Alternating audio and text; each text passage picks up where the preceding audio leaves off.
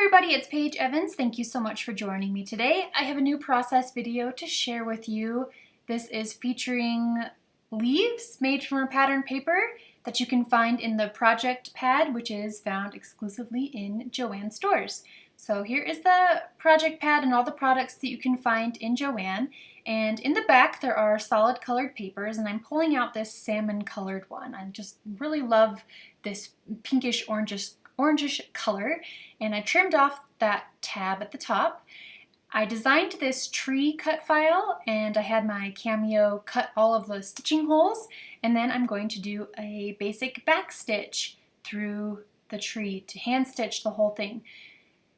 I'm using all 6 strands of white DMC embroidery floss, and it took a couple hours to stitch the entire tree. Now lately I've been doing a chain link stitch to create lots of texture, but in this case I think the simplicity of the back stitch was what this layout needed. So I flipped it over, tied a double knot, and then trimmed off the excess thread. Flip it over, ta-da! Alright, step 1, done. So now I'm using paper number 12. It's very quilt-like, has all these petals and sections of lots of different pattern papers, lots of different colors and designs. So I'm cutting out a whole bunch of these petals. Not all of them, and those center parts that are kind of diamond shaped, I used the petals as a template to cut out some of those because there was a lot of yellows in those sections that I wanted to use. And then I arranged all of the petals into rainbow order, so all of the pinks together, blues together, yellows together, so on and so forth. And I bent the petals in half and creased them to give them a bit more dimension and help make them look more lifelike.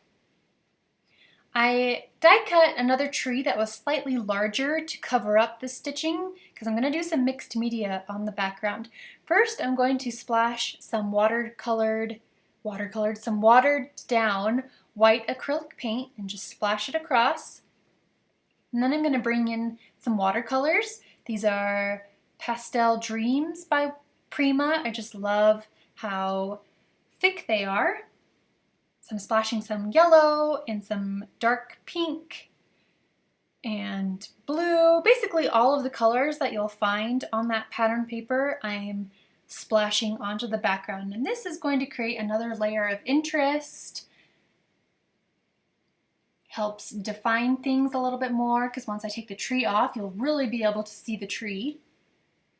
Sometimes I like to dry everything between the layers, but in this case I'm just going to town, splashing all of the colors. And this is some gold. I'm going to splash some gold on top, get a little bit of shimmer and shine.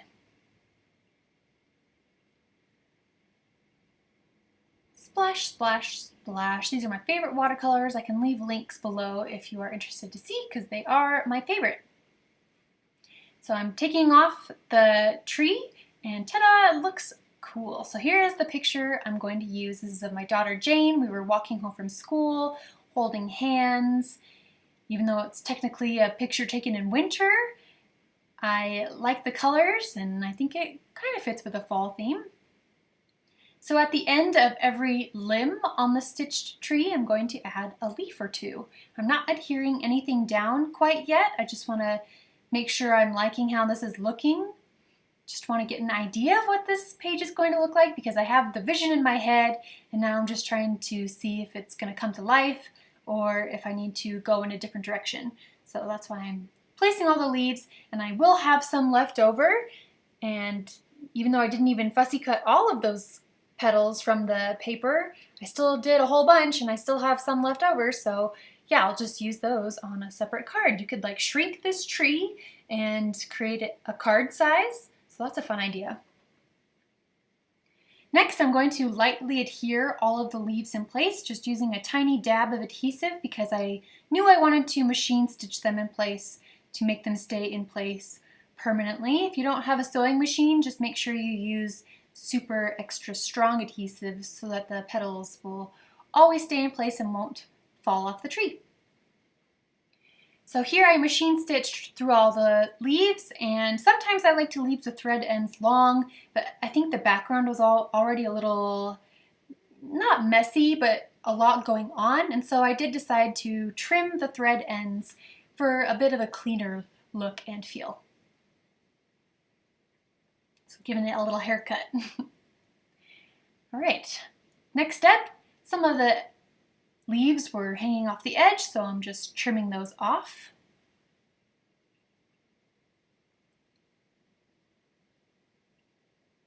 Alrighty, moving on. Time to add the picture in place and get working on the title and embellishments. So I'm using the stickers found in the project pad. Again, you can find that exclusively at Joann's stores. And it took me a while to figure out which stickers I wanted to use, so I played around with the placement a lot. In the end, I decided to use some flowers and a few sentiments. So there's a flower sticker at the top. I like how it's framing it. A happy sticker. Not sure if I ended up using that one though. A happiness sticker, another flower bunch sticker, and then this grateful word sticker. It's kind of hard to read, but I don't know. I just really love how it's contrasting, so it's dark.